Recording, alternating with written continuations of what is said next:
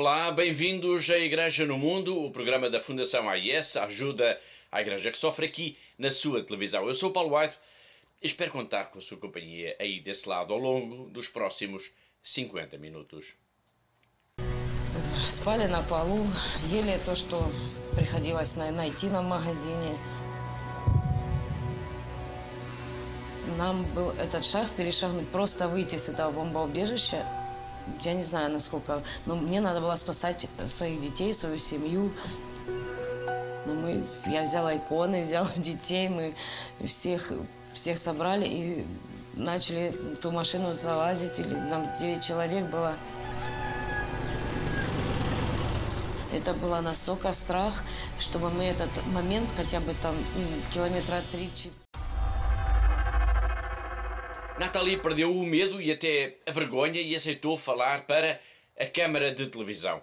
Mais do que contar o que lhe aconteceu, ela aceitou partilhar esta experiência aterradora de quem viveu no meio de um cerco militar a Mariupol, a cidade ucraniana que tem o nome de Maria e que ficou desfigurada de morte depois de centenas de milhares de bombas terem deflagrado nas casas, nas ruas, nas escolas, nos hospitais, em todo o lado.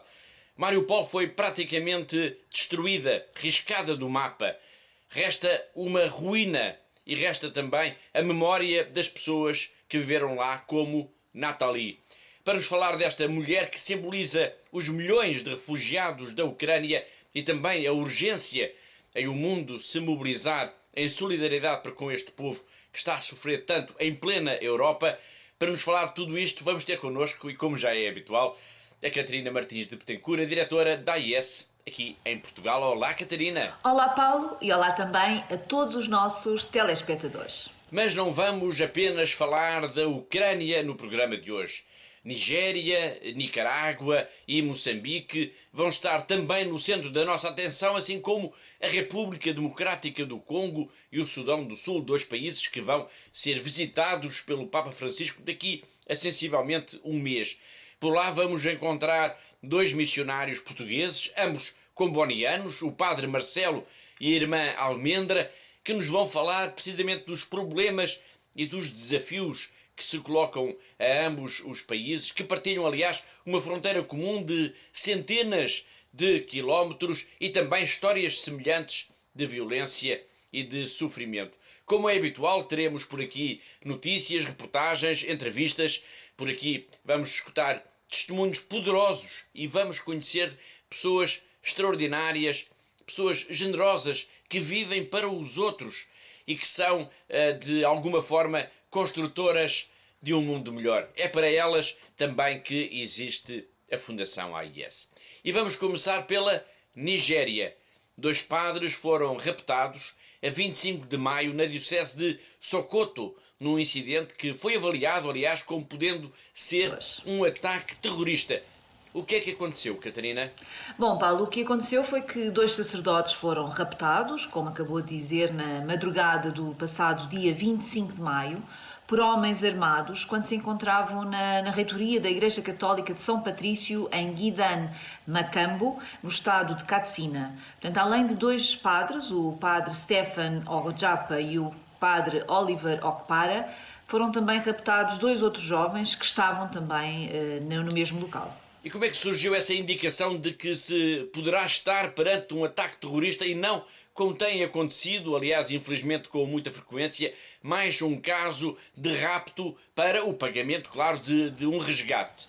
Bom, a verdade é que, apesar da escassez de informação existente sobre este caso, a verdade é que a Associação Cristã da Nigéria descreveu logo este incidente como um ato terrorista, até porque os homens que entraram na igreja e que levaram os dois padres e os dois jovens estavam fortemente armados, chegaram em grande número e não foram vistos a chegar de motocicleta, como é costume, nos roubos e nos sequestros na Nigéria.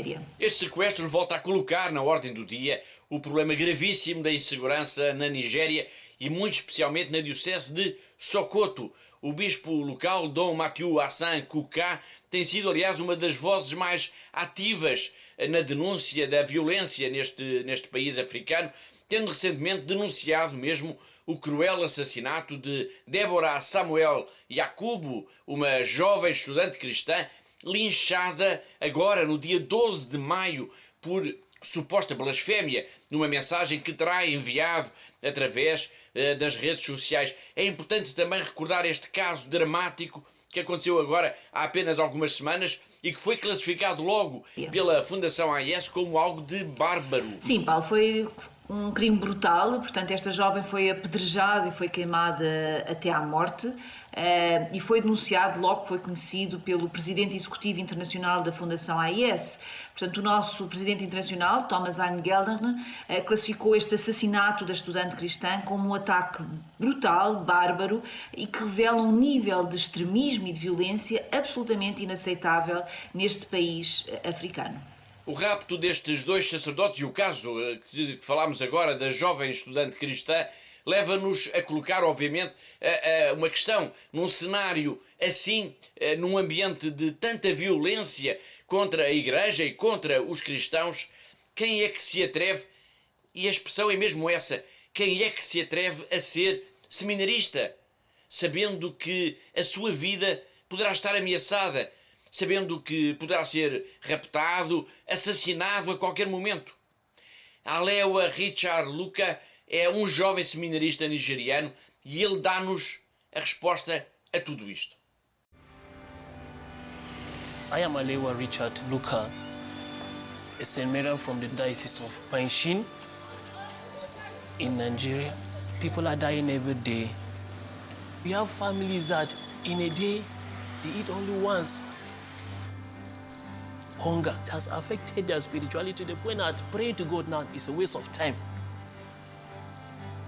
You see, that's why you want to serve these people. I want to be someone that will help in bring them back to the church. I was always happy whenever I see a priest. When I look at them in that white cloth, I'll say, wow, these people are like angels. I want to be like them someday.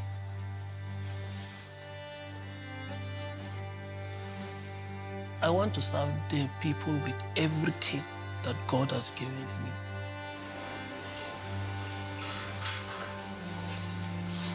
I want to establish a relationship that is solid with God.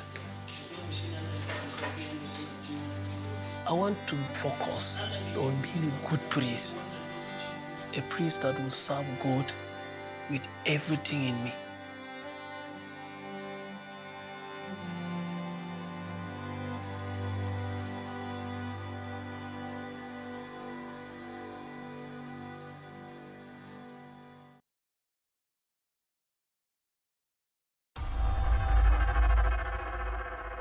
Da Nigéria, de onde nos chegam notícias preocupantes de violência contra a comunidade cristã, vamos agora até Moçambique, de onde nos chegam também notícias muito preocupantes.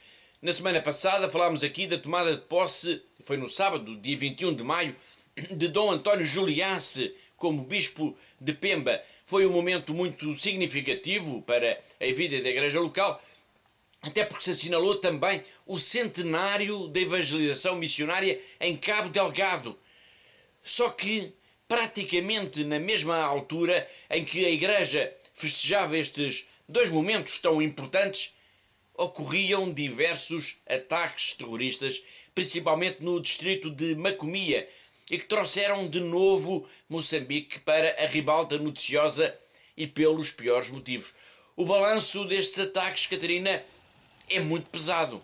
Sem dúvida que é muito pesado, Paulo. Sabe-se que houve incidentes, pelo menos entre os dias 19 e 21 de maio, e depois no dia 25 e no dia 26 de maio, com diversas pessoas decapitadas, sendo que algumas terão sido raptadas, mas também há registro de casas queimadas, de infraestruturas destruídas e de campos agrícolas, que nesta região são conhecidas como machambas, também destruídos. Bom, é incerto o número de vítimas, mas fontes da Igreja, missionários presentes nesta região, testemunharam à Fundação AIS que a versão oficial dos acontecimentos peca por ser pouco rigorosa.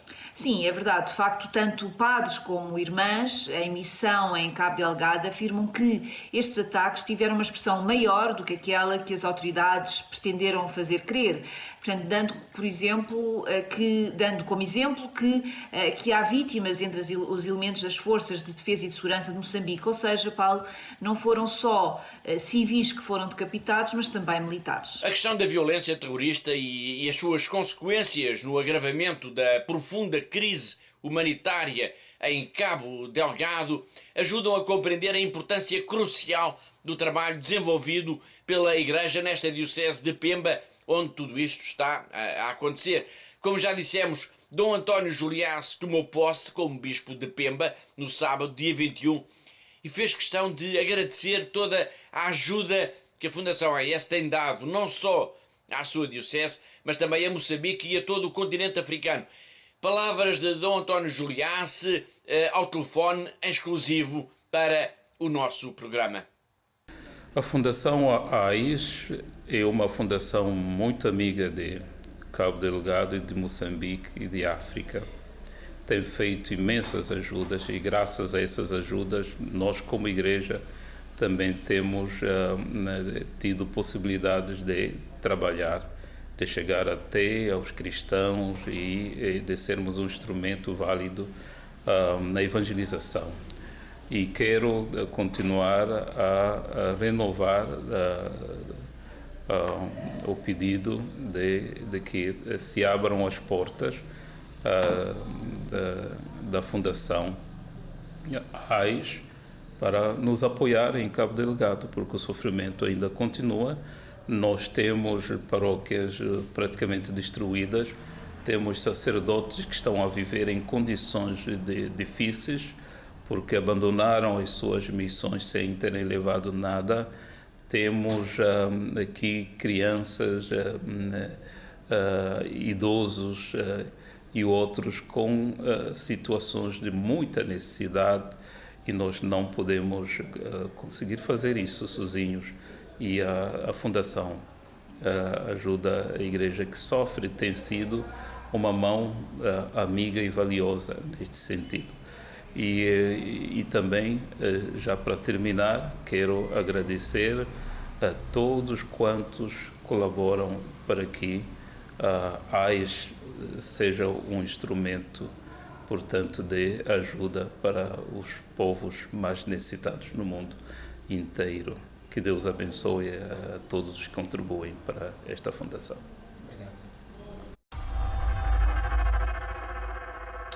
Como já referimos, a tomada de posse do bispo de Dom António Juliás coincidiu com o centenário da presença missionária em Cabo Delgado. A igreja de Namuno testemunha essa presença e é ela própria, Catarina, testemunha também da solidariedade da Fundação AIS para com a diocese de Pemba em Moçambique. Sem dúvida, Paulo, de facto a Igreja de Santa Maria de Namuno, marco do início da presença missionária em Cabo Delgado, foi restaurado graças à solidariedade dos benfeitores da Fundação AIS, não só em Portugal, mas também em todo o mundo. Portanto, é um edifício imponente e que marca a região e que atesta também a importância do trabalho da Igreja nesta zona ao longo dos anos. Por ali, na igreja de Santa Maria de Namuno, têm passado muitos missionários, muitas irmãs, muitos sacerdotes, que são esta expressão de solidariedade cristã para com Cabo Delgado. Exatamente, como é o caso do padre Pedrinho Secretti, um sacerdote brasileiro de 68 anos de idade e que foi até há muito pouco tempo pároco precisamente em Namuno. Nós estivemos em Cabo Delgado, em reportagem, no final do ano passado, e falámos com ele. O padre Secretti esteve 5 anos nesta paróquia. 5 anos que ele classifica como tendo sido muito ricos. Foram 5 anos muito ricos. 5 anos de muita experiência, 5 anos de muita doação, 5 anos de muito desafio. Um trabalho muito interessante. Eu penso assim que eu cresci muito no conhecimento dessa cultura daqui local. Eu sempre costumo dizer que não é difícil sair do Brasil, o mais difícil é entrar neste mundo, nesses costumes, nessa cultura daqui. Então foram 5 anos assim que nos primeiros anos foi bastante desafiante, bastante até sofrido, porque nós não conhecíamos a língua, eu e meu colega Padre Heriberto, não conhecíamos a língua, não conhecíamos o povo, não conhecíamos a realidade, muito pouco. Então foi preciso entrar pouco a pouco, mas foi muito interessante. Esta igreja que está aqui atrás de mim, esta catedral, uma bonita igreja, vai completar 100 anos. E aqui, em Namuno, iniciou o cristianismo nesta província de Cabo Delgado. Graças à ajuda da igreja que sofre, é que nós conseguimos reabilitar esta igreja. Senão, não seria possível. E impossível reabilitar esta igreja. A metade dela não era possível nem sequer celebrar, porque caiu um pedaço da igreja, estava a cair. E agora, com a vossa ajuda, foi possível então reabilitar. E eu quero então agradecer imensamente esta ajuda. Foi o padre Pedrinho Secretti e na próxima semana, e fica aqui essa promessa, vamos regressar a Moçambique para falar ainda desta igreja e da missão em Namuno, pois é importante recuperar uma mensagem que Dom Luís Fernando de Lisboa, o então Bispo de Pemba, gravou em 2018, precisamente para a Fundação AIS. O agora Bispo Emérito de Pemba explica a história desta igreja, as suas vicissitudes e o apoio que a AIS deu para que ela renascesse para a vida da Diocese. Isto vai ser na próxima semana. Para já, uma notícia que está também a marcar a atualidade leva-nos até à Nicarágua, onde um bispo decidiu iniciar uma greve de fome em protesto pelo que diz ser a perseguição policial a que está a ser sujeito. O bispo é Dom Rolando Alvarez, responsável pela Diocese de Matagalpa e também a de Esteli, de que é administrador apostólico. Bom, esta notícia traduz de facto uma situação invulgar. Não é comum um bispo fazer greve de fome. Mas será que existe mesmo, Catarina, um clima de perseguição como ele reclama? A verdade é que o governo de Daniel Ortega mandou fechar também o canal de televisão da Igreja. Exato, Paulo. Podemos mesmo dizer que existe um claro clima de tensão entre a Igreja e as autoridades da Nicarágua. Portanto, a greve de fome do bispo Rolando Alvarez soma-se, como o Paulo acabou de dizer, ao encerramento do canal de televisão da Conferência Episcopal da Nicarágua no passado dia 20 de maio. Já agora uma nota só para dizer que o bispo começou a greve de fome no dia 19, ou seja, na véspera de as autoridades mandarem calar a TV da Igreja. Sim, é uma greve de fome por tempo indeterminado em protesto contra o assédio policial. Portanto, estes são os mais recentes episódios de tensão entre a Igreja e as autoridades na Nicarágua, mas importa também não esquecer que o Núncio Apostólico foi expulso do país em março. E antes disso houve outros episódios que remetem para situações de violência e confronto inaceitáveis. Em 2020, recordo, há apenas, portanto, 2 anos, a Catedral de Manágua foi atacada por incendiários, no que foi visto como uma represália pelo papel que a Igreja tem desempenhado na promoção da paz face ao clima de perseguição política e social que se vive no país. Exato, e este ataque à Catedral foi prontamente condenado pela Fundação AIS, como aliás todos os atos de violência e de perseguição contra os elementos da Igreja neste país. Momentos antes de ter iniciado a greve de fome, Dom Alvarez gravou um pequeno vídeo onde explica como foi perseguido pelas autoridades e o que lhe disseram. Um vídeo que foi enviado para a Fundação AIS. Lamentablemente, en esta ocasión me dirijo a ustedes para compartirles que hoy he sido perseguido durante todo el día por la policía sandinista, desde la mañana hasta estas horas de la noche, en todo momento, durante todos mis movimientos del día. Al final de la tarde, encontrándome en la casa de mi sobrina, he ido directamente a preguntarles a los oficiales de la policía por qué me persiguen y me han informado que ellos obedecen órdenes. Les he también dicho que se comunicaran con el primer comisionado para informarle que ya por hoy era suficiente esta persecución, que esperaba después de cenar en casa de mi sobrina, que ellos también pudieran estar descansando. Lejos de suceder lo que realmente creí que con una básica y mínima voluntad o sentido común de parte de las autoridades superiores de la policía y del gobierno iba a suceder, realmente lo que aconteció fue lo contrario. Entraron en mi círculo de privacidad familiar, llegaron a mi casa privada, familiar, paternal, maternal, poniendo en riesgo la seguridad de mi familia, y entonces me regresé a la parroquia del Santo Cristo de Esquipulas, aquí en Las Colinas, donde quiero agradecer a Monseñor Carlos Avilés, que me ha dado hospedaje y me ha acogido como huésped en esta parroquia, desde donde hoy a estas horas comienzo un ayuno a agua y suero indefinido hasta que la Policía Nacional, a través del presidente de la Conferencia Episcopal o del vicepresidente de la Conferencia Episcopal únicamente,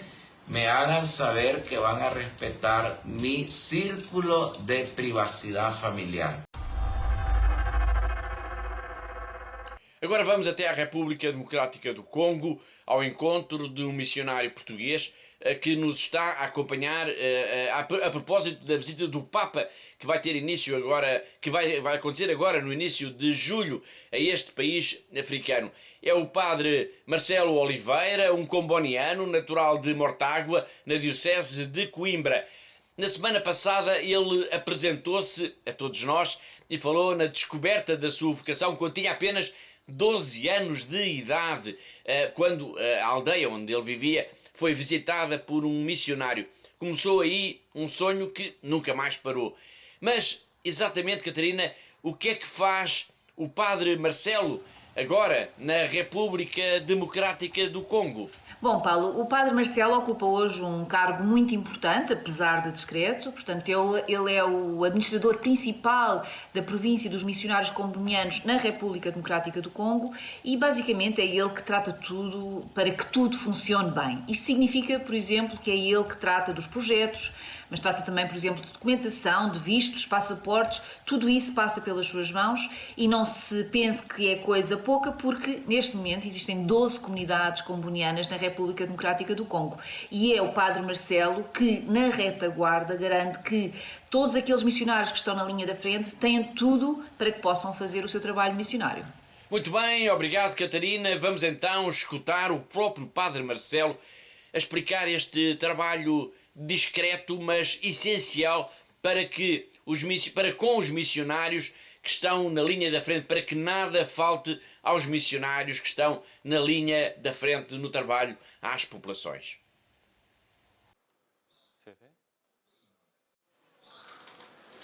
Atualmente o meu trabalho no Congo é um trabalho basicamente neste escritório, onde passo parte do meu tempo. Sou o administrador principal da província dos missionários combonianos na República Democrática do Congo. Em que consiste o meu trabalho? Pode parecer um pouco estranho que um padre fique fechado no seu escritório, apesar de fechado, aberto a este grande país que acompanho nas comunidades que nós combonianos temos espalhadas através da República Democrática do Congo. São 12 comunidades. Tudo o que é documentos, vistos, passaportes, tudo o que são as viagens, toda a administração, toda a parte económica da vida da província, os projetos que realizamos, as atividades que temos, as paróquias, centros de acolhimento, as casas de formação. Temos 5 casas de formação na República Democrática do Congo. Todo o movimento, a animação, o acompanhamento, a ajuda, faz parte do meu trabalho. Fechado, mas aberto. Aberto a conhecer a realidade do país e das comunidades, com as suas dificuldades, com os seus problemas, com todas as questões que surgem e com a grande burocracia que este país tem. Torna-se por vezes muito delicado e exige muita concentração, muito seguir todos os problemas e as realidades. É um trabalho bonito, porque não só me permite de conhecer a Kinshasa onde me encontro, mas de estar aberto a todas as outras regiões onde os meus confrades, onde os meus colegas continuam também eles a exercer o serviço missionário na linha da frente. Mas para que alguém possa estar na linha da frente, alguém terá que fazer este serviço que me foi pedido e já passaram 5 anos desde que me encontro a trabalhar com esta responsabilidade que me foi confiada. Agora vamos até ao Sudão do Sul, país que o Papa vai visitar também em julho, aliás, logo depois da sua passagem pela República Democrática do Congo. A irmã Beta Almendra tem vindo a falar-nos da importância desta visita para o mais novo país do mundo, cuja história, apesar de muito recente, tem sido marcada quase exclusivamente por guerras de contornos étnicos e tribais. Que importância terá a palavra do Papa? Que importância poderão ter os gestos do Francisco num contexto assim? Talvez a diferença entre a guerra e a paz. Vamos escutar Beta Almendra, missionária portuguesa no Sudão do Sul. Este é um país com a maioria cristã. A maioria cristã porque foi esta separação com os árabes e muitos eram muçulmanos e esta comunidade, este povo do Sudão do Sul negou-se a ser islamizado, não? A ser muçulmanos. Portanto, é uma maioria realmente cristã. A maioria são cristãos. Claro que todos nós precisamos de crescer, precisamos de aprender o que é que Jesus nos ensina e como ser sempre melhores cristãos. É um caminho que é longo e que tem que ser feito. O Papa, a vinda do Papa agora em julho, que poderá mudar a história do mundo, a história daqui do Sudão do Sul, ele já mudou a história. Já é uma realidade. Se o beijar dos pés foi tão importante, também este anúncio da visita do Papa em julho também foi muito importante. Em dezembro vamos ter eleições, ou não, mas no acordo de paz está a dizer que em dezembro tem que haver eleições. O Papa terá um papel muito importante também aqui, o Papa e as igrejas cristãs, todos os líderes cristãos que estamos por aqui. Teremos todos um papel muito importante nesta história do Sudão do Sul. A Igreja tem um papel muito importante na história do Sudão do Sul e as pessoas contam connosco. Se há algum conflito, perguntam logo, onde é que está a Igreja? Onde é que são os líderes da Igreja? Mas perguntam mesmo e contam connosco, com o nosso apoio, com a nossa ajuda, com a nossa oração, com tudo aquilo que podemos fazer por esta paz neste país. E o Papa é um deles entre nós. O Papa é um deles entre nós que terá um papel muito importante neste processo de paz. Do Sudão do Sul, em África, vamos agora até à China, na Ásia, ao encontro do nosso correspondente em Macau, o jornalista José Miguel Encarnação. Desde esta região que é tão especial, onde se reza e fala ainda em português, um olhar também sempre muito especial, todas as semanas, sobre a vida da Igreja. A festa de Nossa Senhora de Fátima voltou-se a realizar em Macau no passado dia 13 de maio. A festa começou com uma novena que terminou precisamente no dia 13 com a celebração de missas durante a manhã, a tarde e também ao final do dia.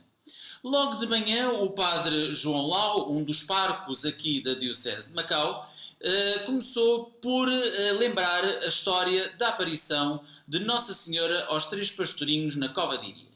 À tarde foram momentos de reza de terço, também outras orações e adoração ao Santíssimo, o que é uma prática cada vez mais frequente aqui em Macau e que tem sido bastante implementada pelo atual Bispo Dom Stephen Lee.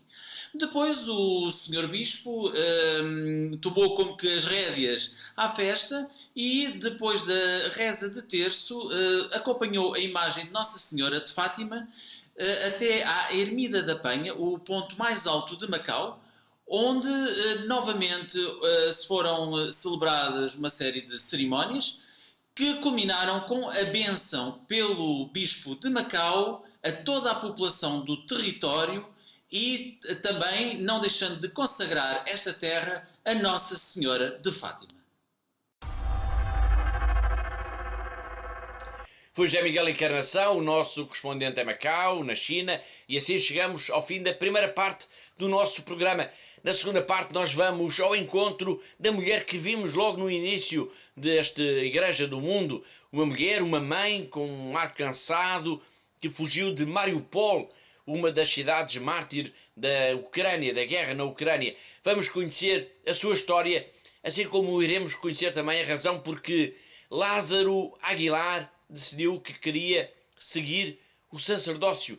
Ele está em Cuba, um dos países onde a Igreja passa mais necessidades. Muitos temas, portanto, ainda para depois de um breve intervalo. Até já!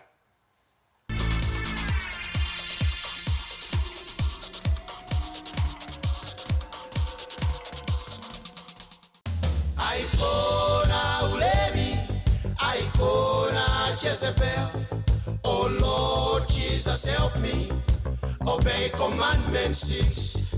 Icona Ulevi, Icona Jezebel. Oh Lord Jesus, help me obey commandment 6. Jesus is the way, Jesus is the truth, Jesus is life, the light in my path. Deliver me from evil, help me overcome.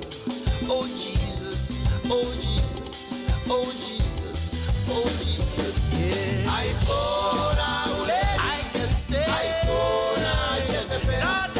Oh Lord Jesus, help me obey commandment 6. I can see,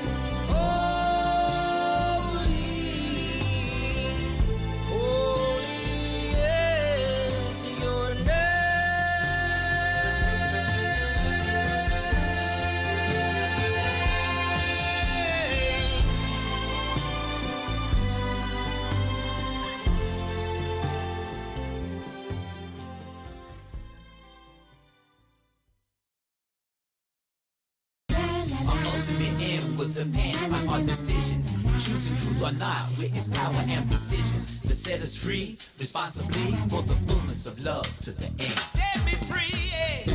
Our ultimate end will depend on our decision. My ultimate end or not with its power and precision to set us free responsibly for the fullness of love to the end. Set me free, yeah. Deceit and deception. We need divine protection. Divine protection. Deceit and deception. We need divine protection. Divine protection. Deceit and deception. Rescue me.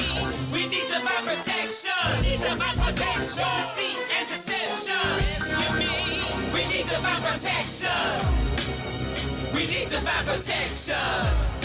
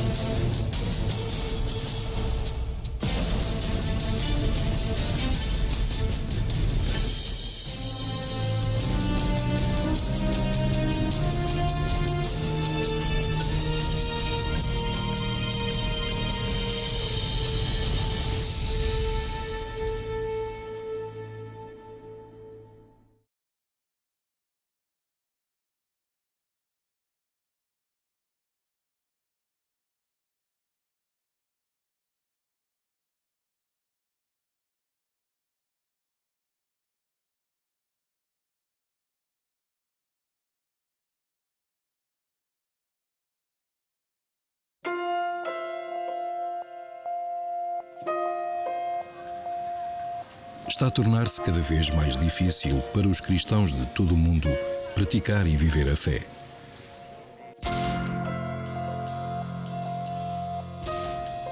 Em muitos lugares, os nossos irmãos e irmãs sofrem pelo seu amor a Cristo. A missão da ajuda à Igreja que sofre é construir uma ponte de amor que permita que a Igreja que sofre e é perseguida testemunhe a sua fé, inspirando aqueles que a ajudam. Tudo começou no Natal de 1947, quando um padre holandês de 34 anos, o padre Werenfried van Straten, tocado pela pobreza material e espiritual de 14 milhões de alemães deslocados depois da guerra, pediu aos católicos da Bélgica e da Holanda que ajudassem. O apelo deste mendigo de Deus deu origem a uma torrente de generosidade, provando que a reconciliação entre antigos inimigos era possível. Mais tarde, o sucesso deste apelo permitiu que ele se voltasse para as necessidades dos cristãos que sofriam dura perseguição por trás da cortina de ferro. Hoje, a Ajuda à Igreja que Sofre, ou AIS, é uma fundação pontifícia com alcance internacional em expansão. 23 secretariados nacionais em todo o mundo, apoiando mais de 5.000 projetos anualmente em mais de 145 países. Através destes projetos, a AIS apoia a Igreja no seu serviço de oração e de ação a centenas de milhões de pessoas, dando não somente uma resposta atempada às necessidades urgentes, mas também um sinal de solidariedade aos nossos irmãos e irmãs em Cristo. Hoje em dia é necessária muita desta ajuda no Médio Oriente, onde a presença cristã enfrenta uma ameaça existencial. A perseguição iniciada por grupos fundamentalistas provocou um êxodo sem precedentes. A AIS está empenhada em ajudar estes cristãos deslocados com respostas concretas à forte esperança e fé que mantêm no meio desta situação devastadora.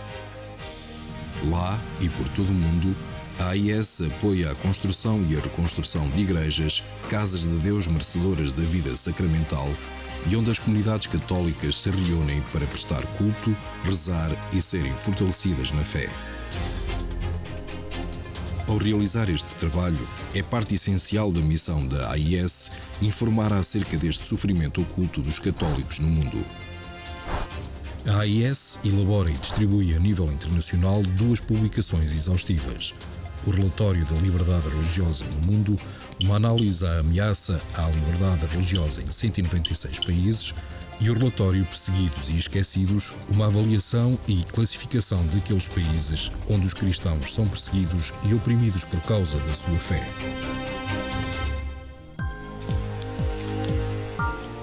Perante este mundo, carregado de tantos sofrimentos, uma das necessidades mais importantes é a oração.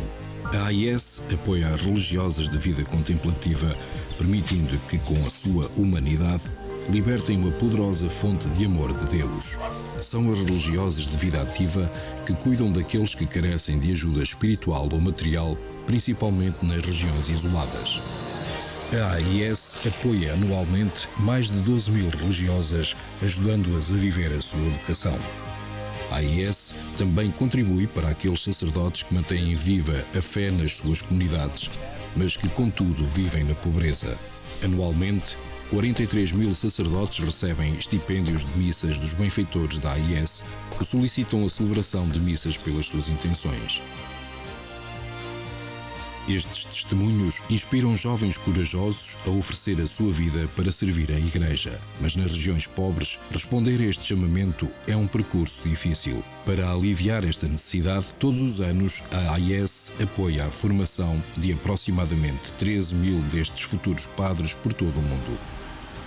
Onde os fiéis não podem ir à Igreja, a AIS ajuda a Igreja a ir até aos fiéis, providenciando os meios de transporte necessários aos padres, religiosas e catequistas para servirem nas áreas mais remotas. Para ajudar a ensinar o Evangelho, a AIS apoia a tradução, impressão e distribuição de mais de 51 milhões de cópias da Bíblia para crianças em 190 línguas. Para muitos, este catecismo com ilustrações coloridas é o único livro que alguma vez terão. A AIS recebe pedidos de ajuda não só para livros, mas também para estações católicas de rádio e de televisão, bem como para a formação de pessoal qualificado para ajudar a espalhar a mensagem do Evangelho nos média. A cruz, o sinal da promessa de Deus, tem guiado o trabalho pastoral de ajuda à Igreja que sofre. A viga vertical une-nos ao amor de Deus e a viga horizontal estende este amor aos nossos irmãos e irmãs. É a cruz que também tem inspirado os benfeitores da AIS a ajudar aqueles que não conseguem levar as suas cruzes sozinhos. Eles estão a ser testados na fé. Nós estamos a ser testados no amor.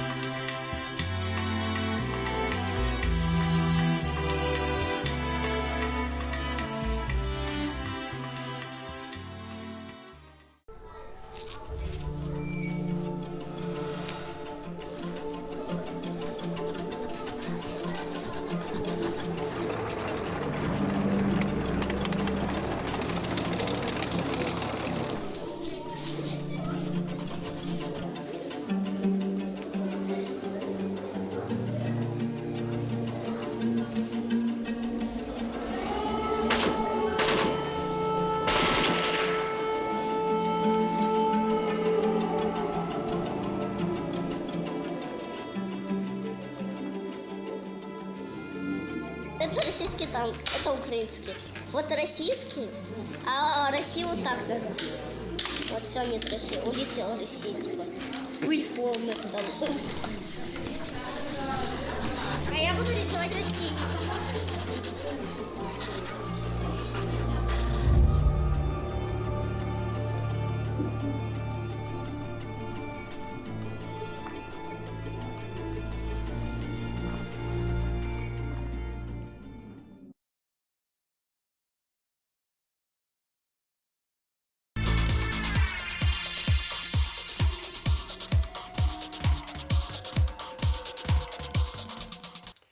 Olá de novo, está a ver Igreja no Mundo, o programa da Fundação AIS aqui na TV Canção Nova.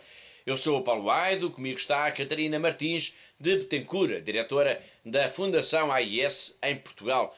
No início do programa escutámos uma mulher de olhar cansado que é, juntamente com a sua família, uma sobrevivente do cerco a Mariupol. A cidade está destruída, os seus prédios derrubados pelas bombas lançadas pelas tropas russas. Esses prédios, agora derrubados, transformaram-se, podemos dizê-lo, num monumento à crueldade desta guerra. Ela sobreviveu, mas muitos sucumbiram. A própria cidade, que tem o nome de Maria, transformou-se num cemitério imenso. Nós já vamos escutar a mensagem que Natália nos enviou. Para já vamos centrar a nossa atenção em Kharkiv. Dom Pavlo Oncharuk, o bispo de Kharkiv, sabe bem também o que significa estar numa cidade sitiada pelas bombas. Como é que está a situação nesta cidade, Catarina? Bom, Paulo, Kharkiv é a segunda maior cidade da Ucrânia e foi alvo de fortes bombardeamentos por parte das tropas russas. No entanto, desde meados de maio houve uma contraofensiva das tropas ucranianas, o que fez diminuir essa pressão e levando a que os seus habitantes possam levar os seus dias agora com menos angústia e com menos medo. No entanto, grande parte da população continua a viver em abrigos subterrâneos. Os bombardeamentos que continuam a obrigar as pessoas a viver em abrigos causaram uma enorme destruição na cidade e, segundo o bispo, nem as próprias igrejas foram poupadas. Sim, o bispo enviou-nos uma mensagem em que confirma tudo isto. Portanto, Dom Pablo Oncharuk diz que a destruição é visível em todo o lado e que nada escapou à força dos bombardeamentos, inclusive as igrejas. Portanto, uma das igrejas ficou danificada e é agora utilizada como armazém para a ajuda humanitária. E enquanto as coisas estiverem assim, portanto, a comunidade cristã utiliza uma capela para as suas orações que escapou às bombas. Mas nem todos conseguiram escapar às bombas, mesmo que tenham sobrevivido. Haverá sempre um longo caminho até ser possível ultrapassar as consequências psicológicas de quem esteve no meio de uma cidade flagelada até à sua própria rendição. Foi o que aconteceu em Mariupol. Foi o que aconteceu com Natália e a sua família. Прилетали снаряды туда каждое утро, каждый день, ночь. У нас постоянно были обстрелы. Словами это не передать, как мы жили 22 дня в подвале.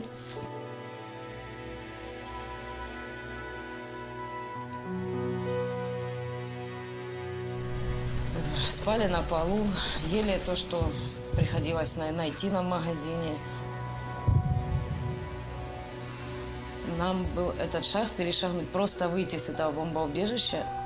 Я не знаю, насколько, но мне надо было спасать своих детей, свою семью. Я взяла иконы, взяла детей, мы всех собрали и начали в ту машину залазить. Нам 9 человек было. Это было настолько страх, чтобы мы этот момент, хотя бы там километра 3-4 мы проехали, чтобы нас не убило. Мы в Запорожье на Львовском поезде, мы добрались вот сюда, да. Волонтеры нас встретили, привезли в дом паломников. Это, очень спасибо им большое директорам и вообще этой церкви, что нас приютили, нас здесь кормят, нам здесь спокойно, мы не слышим этих взрывов. Вся наша семья уцелела, слава Богу. самое главное, это вот мы все живы.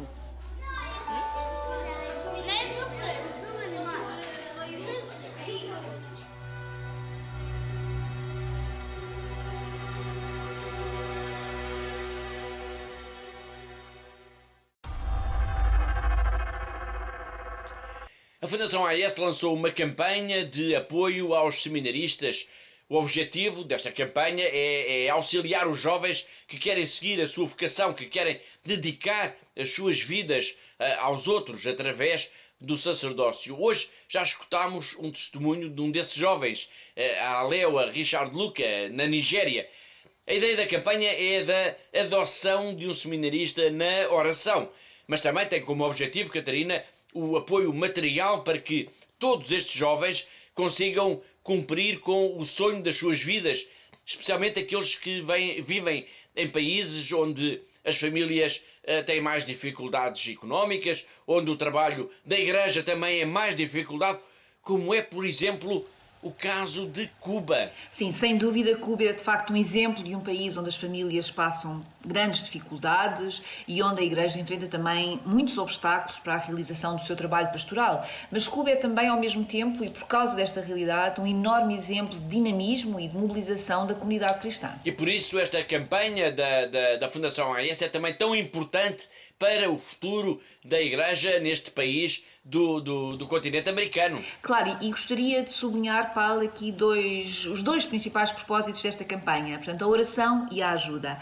Neste caso concreto de Cuba, é preciso dar as condições mínimas para que todos estes jovens que sentem no seu interior este chamamento para servirem a Igreja, dar-lhes as condições mínimas para que possam estudar, para que possam levar por diante o seu sonho de serem sacerdotes um dia, porque não nos podemos esquecer que, de facto, eles são o futuro da Igreja. É isso mesmo. O nosso colega Maurício Osuna vai agora falar-nos desta enorme sede de Deus que se sente em Cuba entre os mais jovens, mas também vai falar-nos das dificuldades que é preciso superar para que todos consigam cumprir com os seus sonhos, como é o caso do jovem Lázaro Aguilar, um seminarista da Igreja Católica em Cuba. Cuba, una isla fascinante, pero golpeada por décadas de ateísmo y pobreza social. A pesar de ello, acá hay una gran sed de Dios y la Iglesia, con unos pocos recursos, hace lo posible para aliviar esta necesidad desde su misión pastoral, aportando consuelo y esperanza cristiana. Esa misma sed hace que surjan vocaciones aún en medio de las dificultades. En Cuba hay 3 seminarios para la formación de futuros sacerdotes. Uno de ellos es el Seminario de San Basilio Magno en Santiago de Cuba, que alberga 12 estudiantes y en donde las necesidades no son solo de estos jóvenes, sino del mismo plantel, que no cuenta con los recursos para su funcionamiento. Sin tu apoyo y el nuestro, estos seminaristas no podrían continuar con su formación y el seminario tampoco podría seguir con su labor. Por eso necesitamos tu ayuda.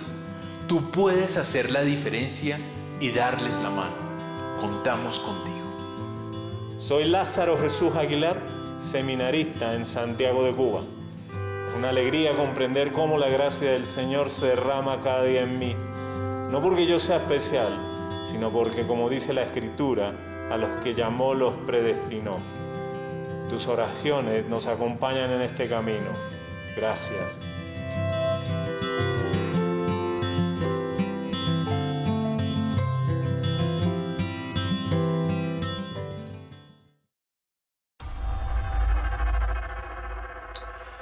Mesmo a fechar o programa, importa lembrar uma vez mais aos nossos telespectadores que a Fundação AES vai retomar o retiro que realizava todos os anos e que a pandemia obrigou a suspender. O retiro, dirigido para os benfeitores e amigos da ajuda à Igreja que sofre, vai ser em julho, vai começar daqui a sensivelmente um mês, no dia 8 de julho. Os que desejarem participar terão de contactar com a Fundação AES. Uma nota final para lembrar também que uma das maneiras de ajudar a missão da AES a apoiar as comunidades cristãs no mundo, por exemplo, em Cuba, é através da declaração de IRS.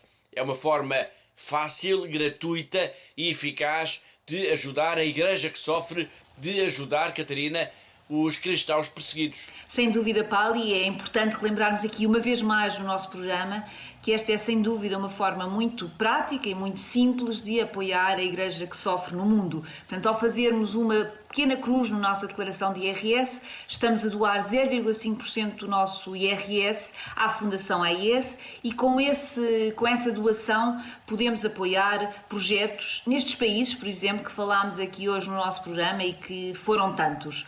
Portanto, nós temos este compromisso de continuar a ajudar a Igreja que sofre no mundo e a sua ajuda é fundamental para que possamos continuar.